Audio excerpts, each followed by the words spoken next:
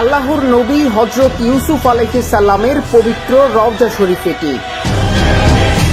ইতিহাস বলছে হযরত ইউসুফ আলাইহিস সালামের কফিন 400 বছর নীল নদে থাকার পর তাকে ফিলিস্তিনে এনে শায়িত করা হয়। ফিলিস্তিনের নাবলুস শহরের নিকটবর্তী আল বালাতা গ্রামে পবিত্র এই রওজা শরীফ অবস্থিত। হযরত ইউসুফ আলাইহিস সালামের পবিত্র রওজা জিয়ারতে প্রতিদিনই এখানে দর্শনার্থীরা ছুটে আসছেন। স্থানীয়রা বিশ্বাস করে এই স্থানে শায়িত রয়েছেন আল্লাহর পয়গম্বর ইউসুফ আলাইহিস সালাম। জানা যায় 110 বছর বয়সে হযরত ইউসুফ আলাইহিস সালাম ইহজগৎ ত্যাগ করেছিলেন। সুপ্রিয় বন্ধুরা, আসসালামু আলাইকুম। এটি হচ্ছে এমন একটি গুহা, যে গুহার মধ্যে বলা হয়ে থাকে যে আল্লাহর নবী হযরত ইউসুফ আলাইহিস সালামের পবিত্র রওজা শরীফ। নিশ্চয়ই আপনারা দেখতে পাচ্ছেন। বন্ধুরা, এই লাইভটি এই মুহূর্তে কে কোথা থেকে আপনারা দেখছেন অবশ্যই কমেন্ট করে জানাবেন, এবং আপনাদের যদি এই লাইভটি ভালো লেগে থাকে অবশ্যই শেয়ার করবেন, অন্য বন্ধুদেরকে দেখার সুযোগ করে দিবেন। তো আমরা যেমনটি বলছি যে এই যে আমরা সামনে যেই রওজা শরীফটি দেখতে পাচ্ছি এবং রওজা শরীফটি ঘিরে এখানে মুসল্লিদের একটি অবস্থান রয়েছে।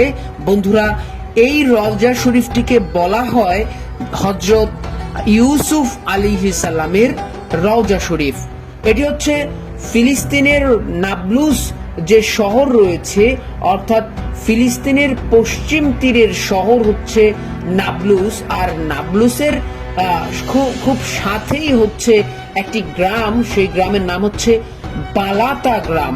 সেই বালাতা গ্রামেই এই মূলত গুহাটি রয়েছে, এবং সেই গুহার মধ্যে একটি রওজা শরীফ রয়েছে, যে রওজা শরীফটিকে বলা হয়ে থাকে হযরত ইউসুফ আলাইহিস সালাম, আল্লাহর পয়গম্বর হযরত ইউসুফ আলাইহিস সালামের রওজা।